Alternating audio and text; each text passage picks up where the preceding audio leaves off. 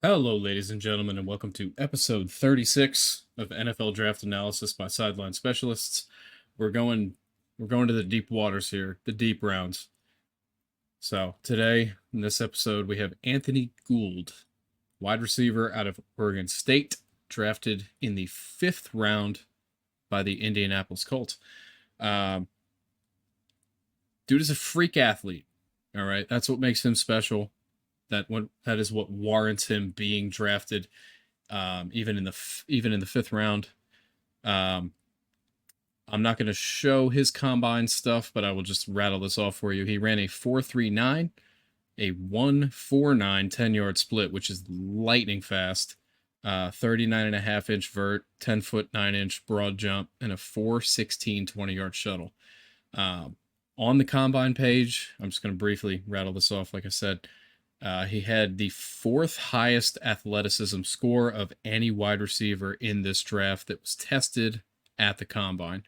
So even though his overall college production was not super crazy, his prospect grade is a 6.23, which according to the NFL's website says he will eventually be an average starter. And the Colts could use that. The Colts would happily use a lightning fast guy. And even if he is average, Michael Pittman is above average. And they're obviously hoping A.D. Mitchell is also above average. So they're shooting for some things here. And I really, really like that. So we're going to get into it here. Obviously, as we can see size-wise, he is a bowling ball with limbs. 5'8", 174. Not tall. Not huge. However, low center of gravity does obviously offer certain positives. And then as we see in the profile, brings a successful high school track background to the football field. Explosiveness and straight line speed are his calling cards. So that's what we're going to be looking at. Yeah. He is a slot guy. He will not be able to block he will not be able to block in the run game. If TJ Watt is running at this dude, I think you know who wins that. TJ Watt wins anyway, but he really wins now. All right.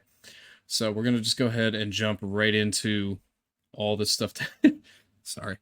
This is the first time I've ever seen a 2, and I just saw it right now. So 7 on route running. Not surprising. Obviously, if he's going to be limited to the slot, his overall routes available to him are very limited. So that will play into that because route tree is not a measured player trait here. Vertability and long speed is a 9. Obviously, like we said, he's a track guy who converted his game to football. His release and footwork being a 7.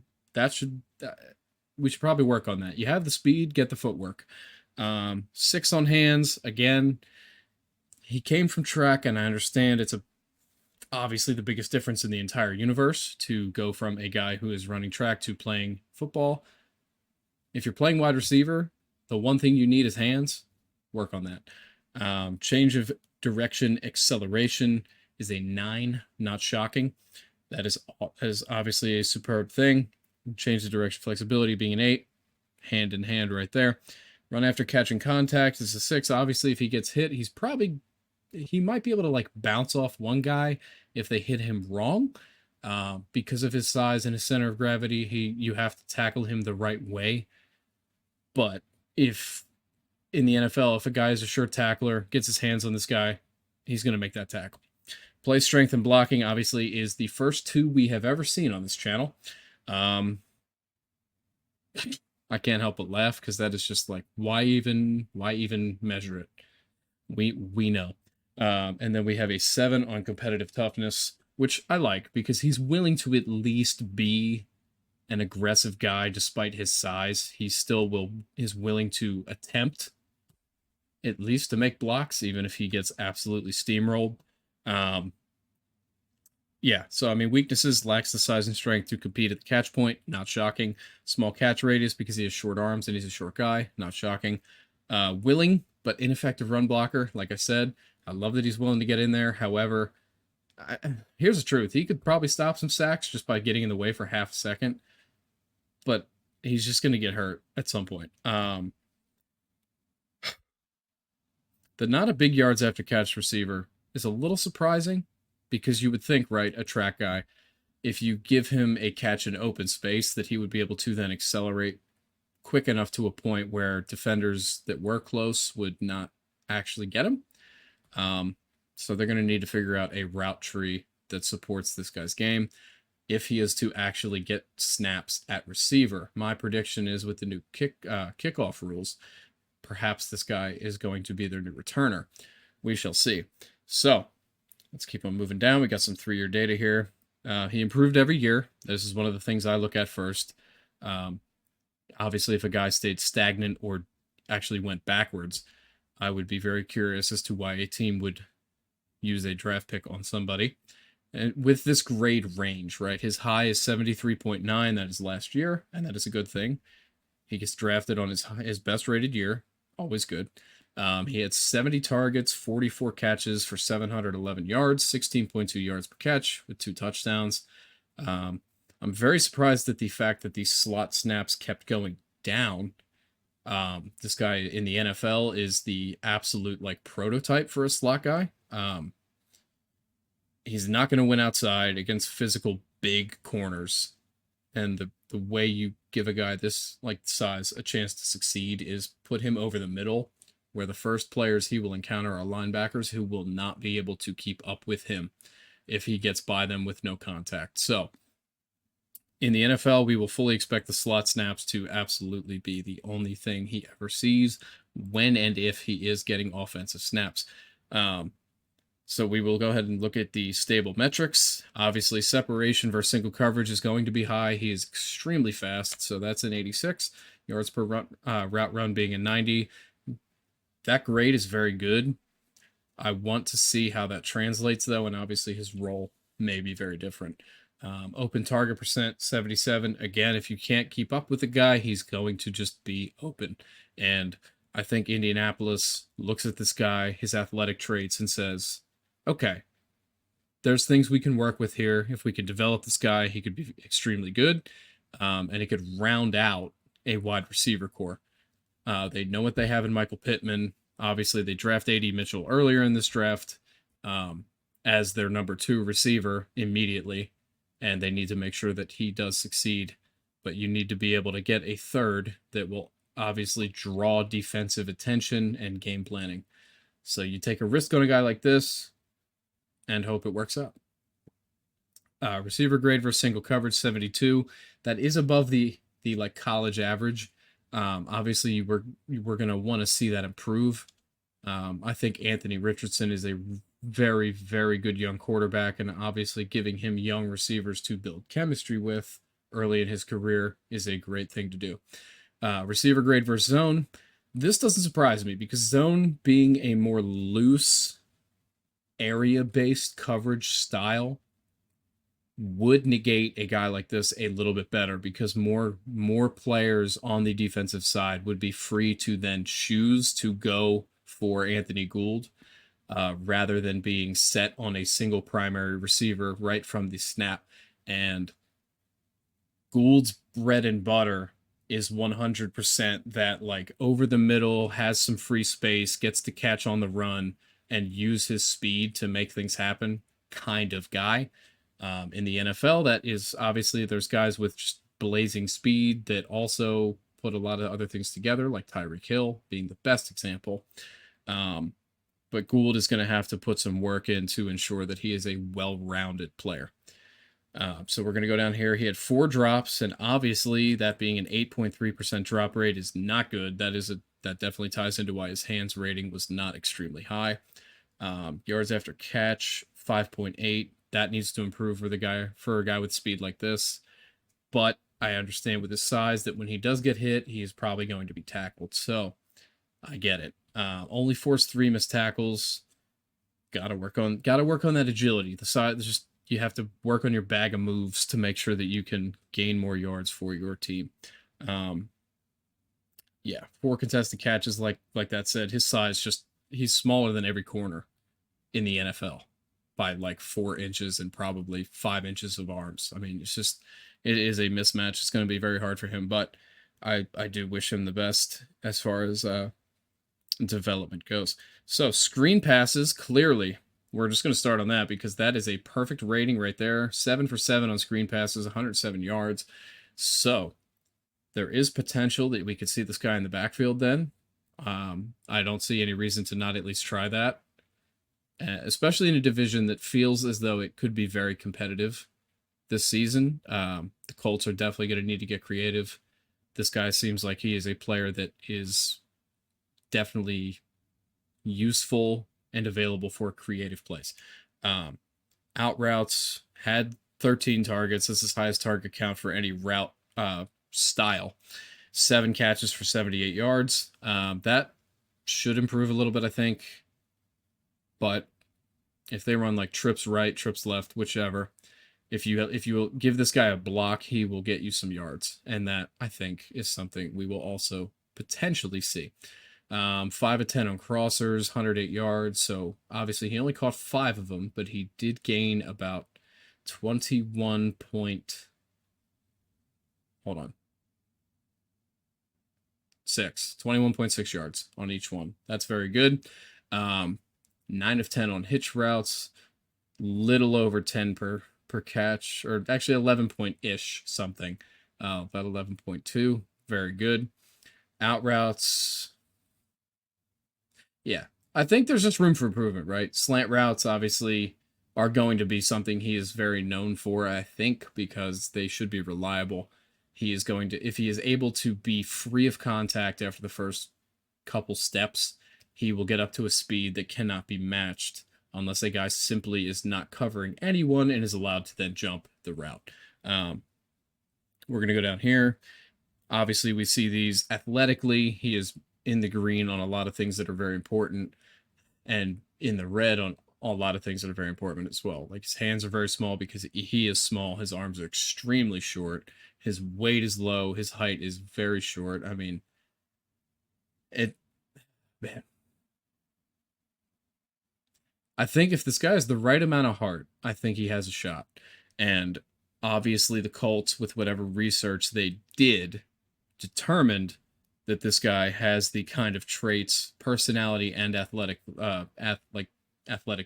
that they like. So we will have to see how it plays out. We're going to go ahead and jump into some highlights here. There is the full stat count for the season. Get this volume to a decent level here. I think this should be... That is a good industry to get into. Yeah, should be right. All right, so they're playing San Jose State on the road. Obviously, Oregon State was a solid team this past season. Not incredible, solid. Clemson's former QB transfer in via the portal. I can't pronounce his name because I suck. So, all right, there's one of his 2 touchdowns this season. Let's go ahead and actually very much analyze this route. It is a very simple route. I think we can actually kind of just blame the slot corner just didn't ever actually move, and I know Gould was not his primary guy, but he was kind of playing flex safety here. Yeah, that's full zone, and that's zone in a nutshell. He just decides to stay in the middle of the field, which is kind of his job, but in the end, Gould gets very, very wide open and makes them pay. That is speed. That is speed. We are going to go ahead and watch this one again.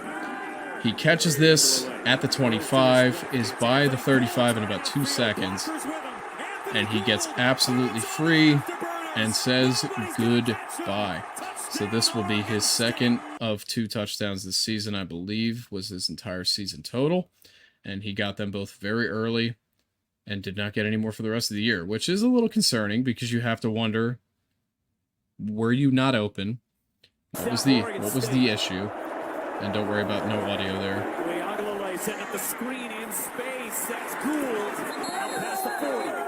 Passes like that are exactly what I expect to see from him.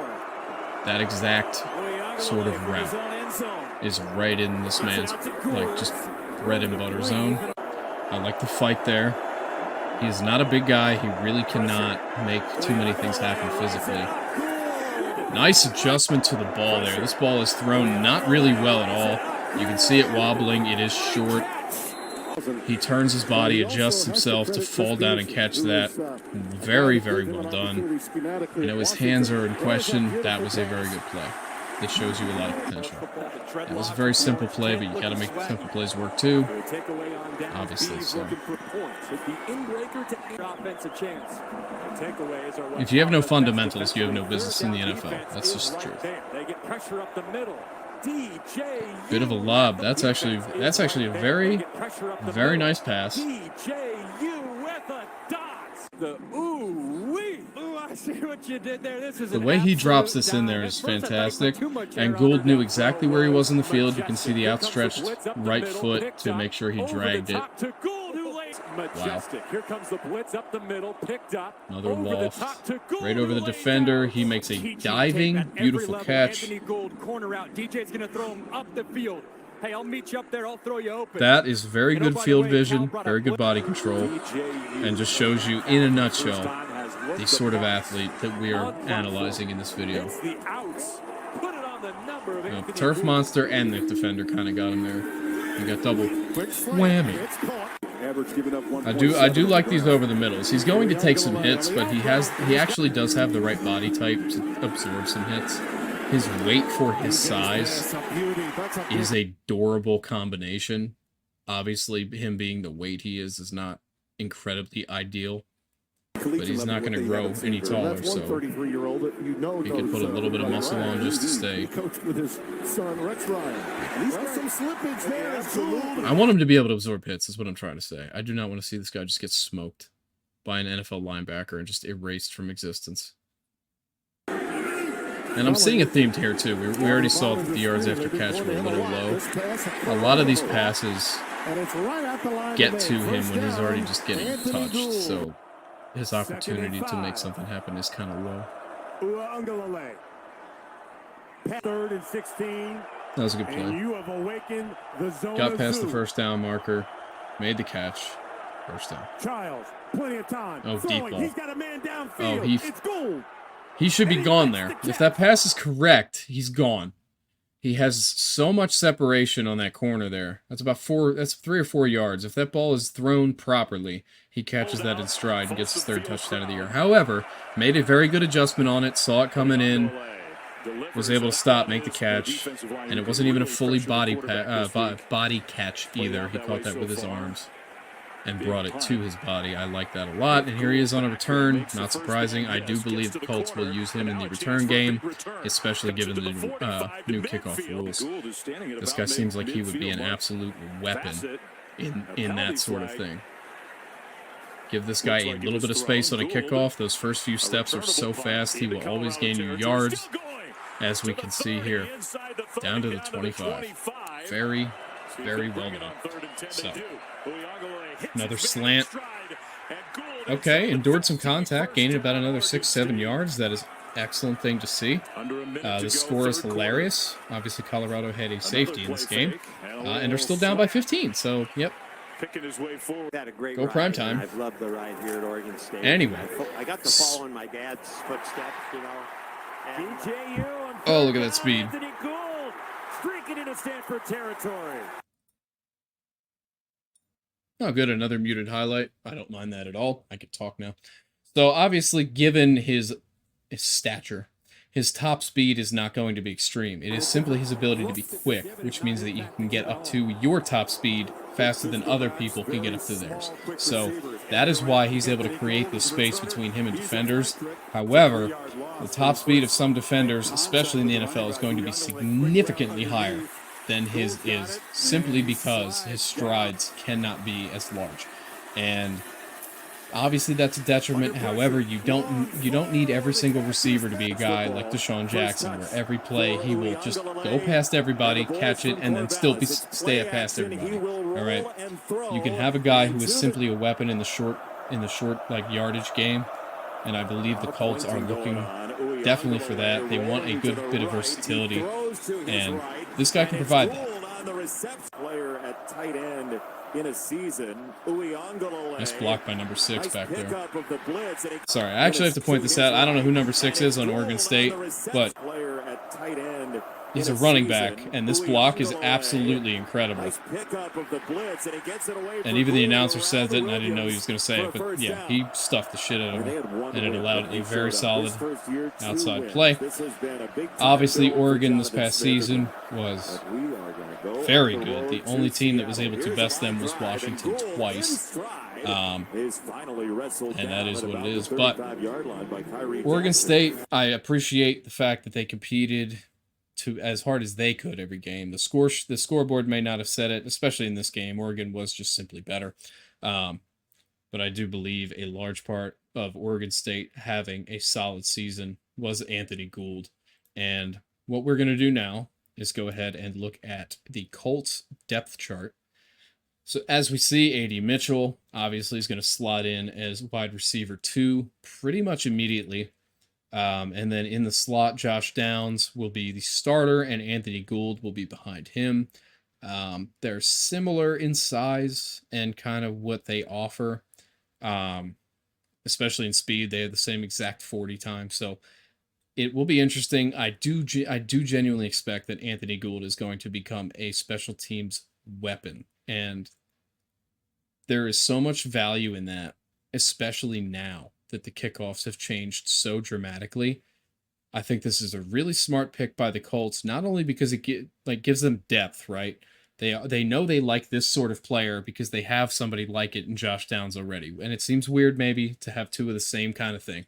However, this allows Josh Downs to be the starting slot receiver and then Anthony Gould to be your kickoff and punt return guy, and you can bring him in on certain downs to just change things up. You don't have to go crazy with this. It's a very straightforward kind of thing that they have here with the roster that they have. Obviously, we need to see Anthony Richardson, Jonathan Taylor, and Michael Pittman Jr. all in a field together and see how this really feels. But they did bring in Joe Flacco as the backup, and I do believe him being such a good veteran and a good teacher, A-Rich can only get better from here. So, if you are a Colts fan, I'm looking forward to watching your team this season. I think this is going to be quite fun. Obviously, as an Eagles fan, I know Shane Steichen very well. Miss him to death. So, we shall see. Yeah,